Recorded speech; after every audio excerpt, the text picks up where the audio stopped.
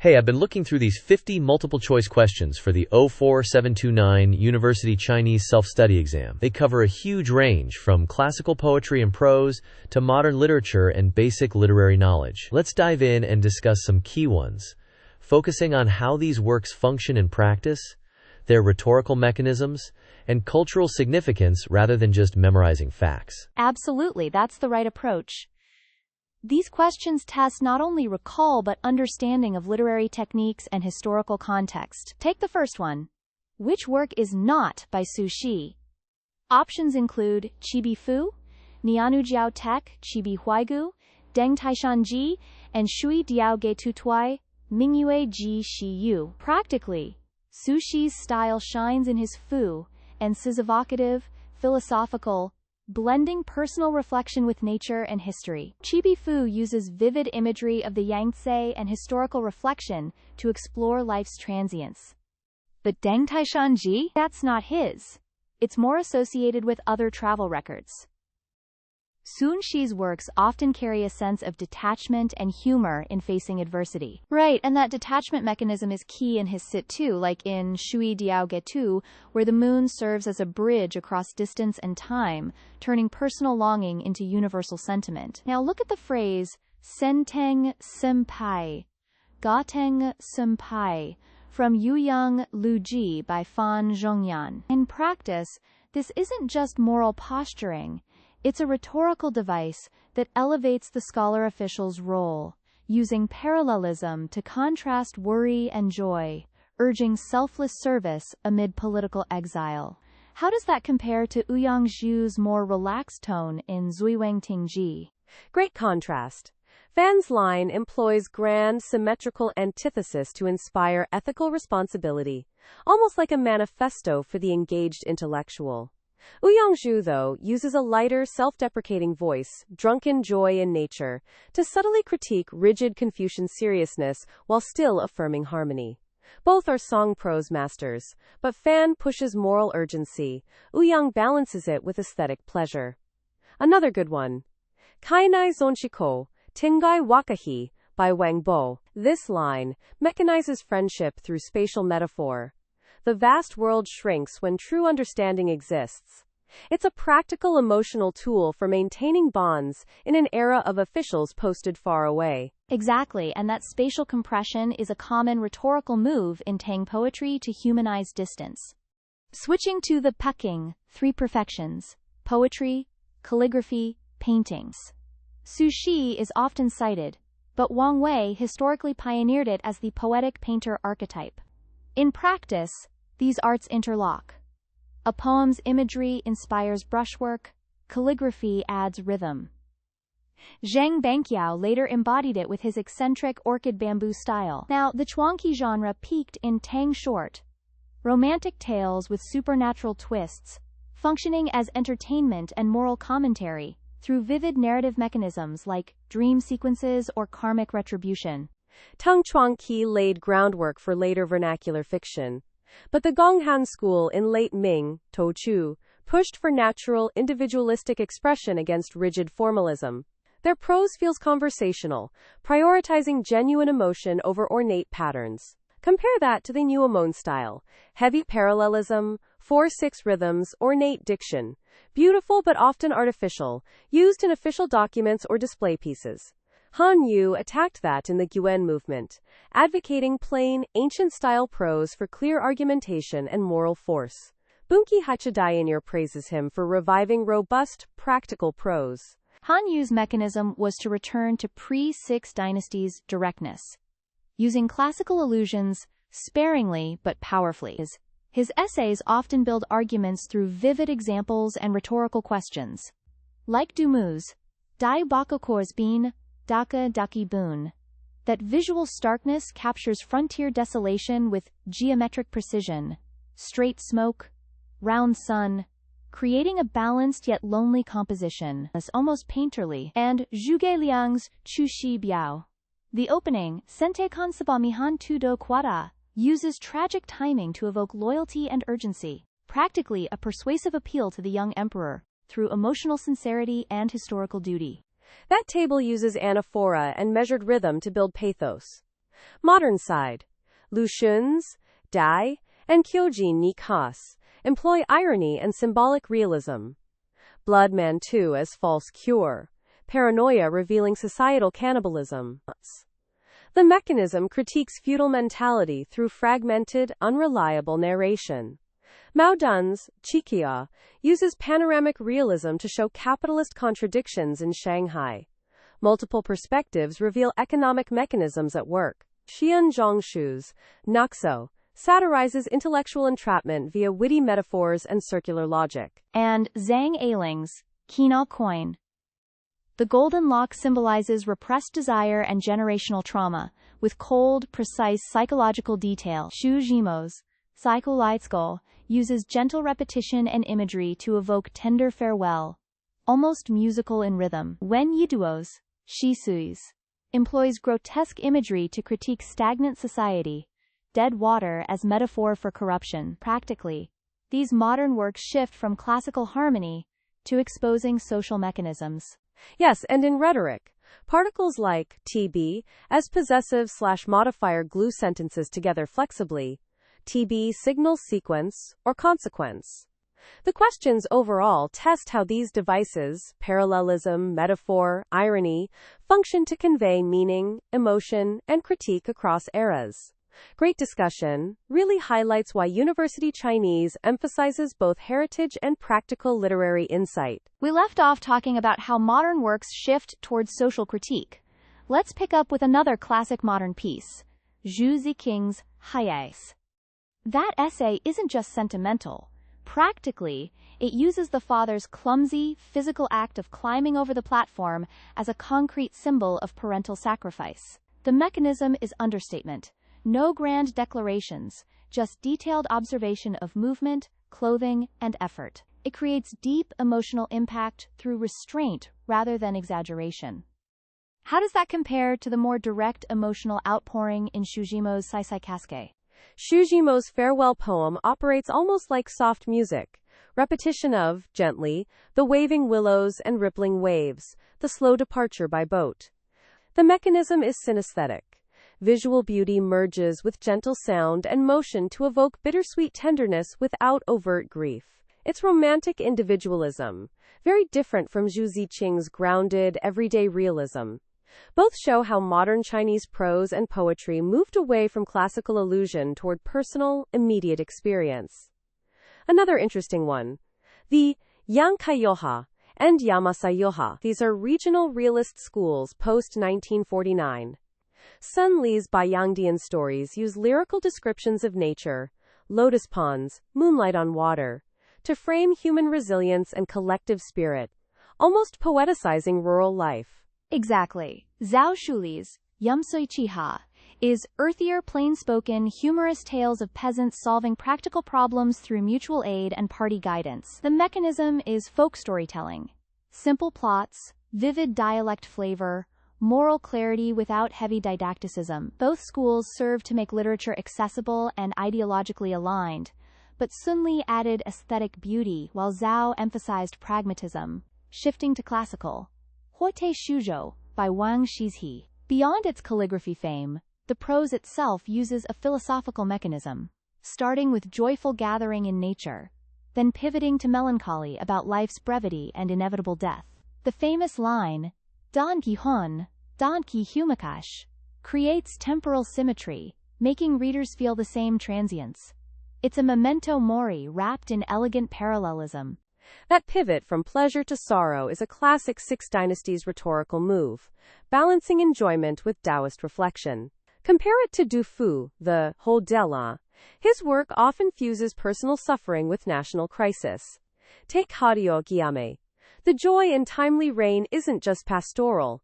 It's relief amid war and famine, using gentle personification, quote, show benevolent, unobtrusive goodness.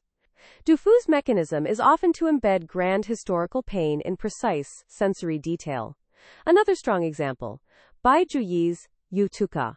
The closing wish, Zaiten Dai Sakahi Sakiai, Zaiji Daiji Perdie uses natural metaphors, birds and trees joined, to express eternal romantic union, but the whole poem balances imperial extravagance, tragedy, and quiet pathos. It's narrative poetry that functions almost like a historical ballad. Bai Juyi excels at making complex emotions accessible through clear storytelling and musical rhythm. In contrast, Li Bai's soaring imagination, Sai Kai In Soshi, Yokujo Ao Ten Yumortsuki, uses hyperbolic flight to express boundless creative energy and defiance of limits. The mechanism is romantic transcendence. He doesn't describe reality so much as escape it.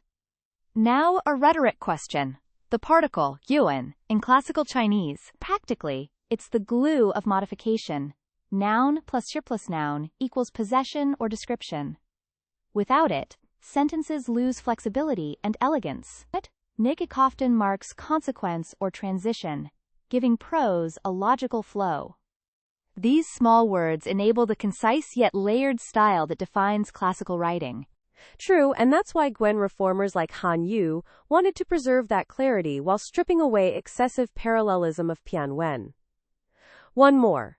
Aya Ling Gaishi, by Wu Jingzi. Its satire of the examination system works through episodic structure.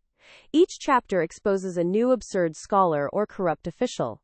The mechanism is cumulative ridicule. No single villain, but a whole rotten system revealed through ridiculous yet believable characters. It influenced later May 4th critiques. And Lu Xun of course sharpened that into biting irony in Kyojin Hichar. The diary form makes paranoia feel real while symbolizing society's cannibalism. These works show literature as diagnostic tool for social illness. Precisely. The 50 questions together map a journey. From Tang Song elegance and moral depth, through Yuan Ming drama and vernacular vitality, to Qing satire and modern awakenings. Discussing them this way, mechanisms, tone, cultural work, really brings the exam's purpose to life. Not just knowing who wrote what, but understanding how literature persuades, moves, critiques, and preserves human experience across centuries. This has been an excellent deep dive. Agreed. Anyone preparing for 04729 would benefit hugely from thinking about these texts in terms of rhetorical strategy and historical function, rather than isolated facts. Great conversation. One area we haven't touched on much yet is the Yuan dynasty's Songqua and Zaju drama. The flourishing of Songqua, short, lyrical songs in vernacular, gave poets a freer, more personal voice than the regulated Sai form. Practically, Songqua allowed direct expression of frustration, romance, or satire outside the rigid courtly tradition. Maj Huan's Tianjingsha Chusi uses extremely concise imagery, withered vines, old tree, crow, thin horse, to paint loneliness on a journey. The mechanism is extreme economy. Every word carries visual and emotional weight, almost like cinematic montage. Exactly. That stripped-down style makes Songqua feel modern even today.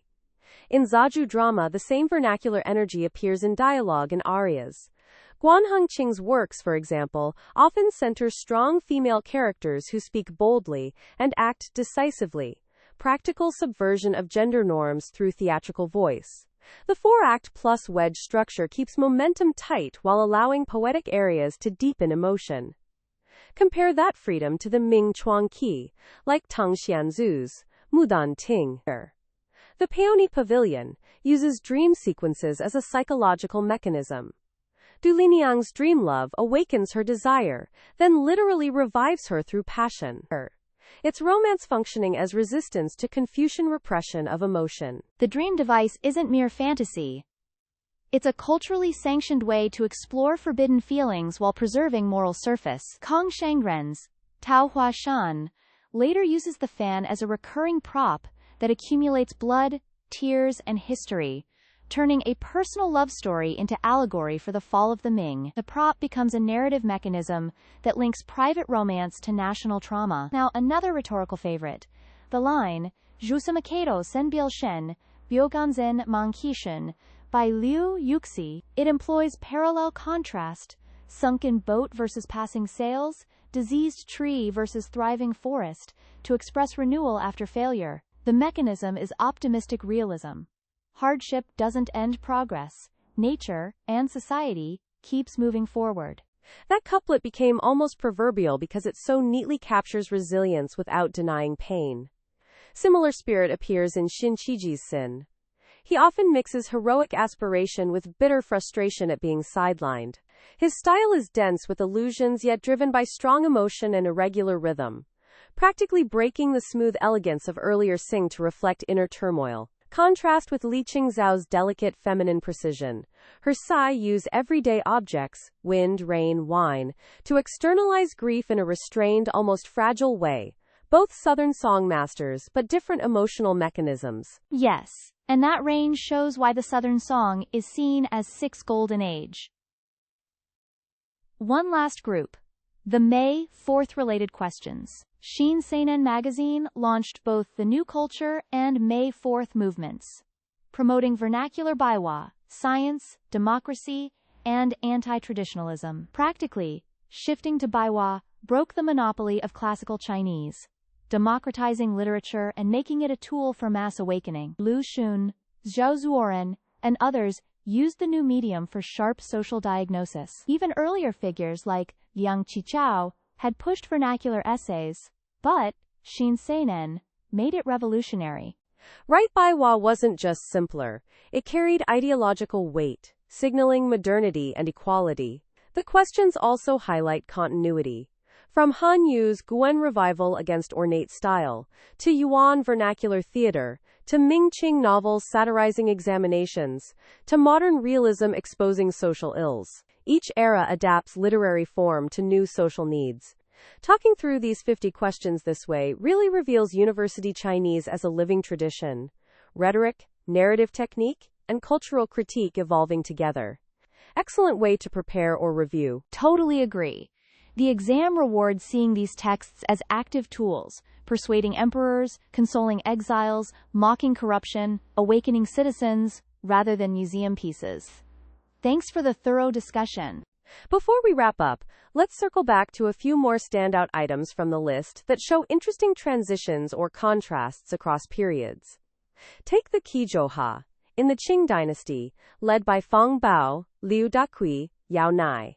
Their prose emphasized huhou, righteousness and method, drawing heavily from the Tangsong Guiyuan tradition. Practically, they tried to make writing serve moral instruction and clear structure, beginning with a clear thesis, developing through examples, concluding with reflection. But their insistence on imitating ancient models sometimes made their style feel stiff compared to the freer, more expressive Gongyan or Yuan Mei's individualistic approach in the same era. Yes, the Tongcheng school's mechanism was almost pedagogical. They treated prose like a moral classroom, prioritizing Komunjike as models. That rigidity later drew criticism from the late Qing reformers and May 4th writers, who wanted literature to reflect living speech and contemporary reality. Another Qing satire masterpiece is Yueting Gaishi.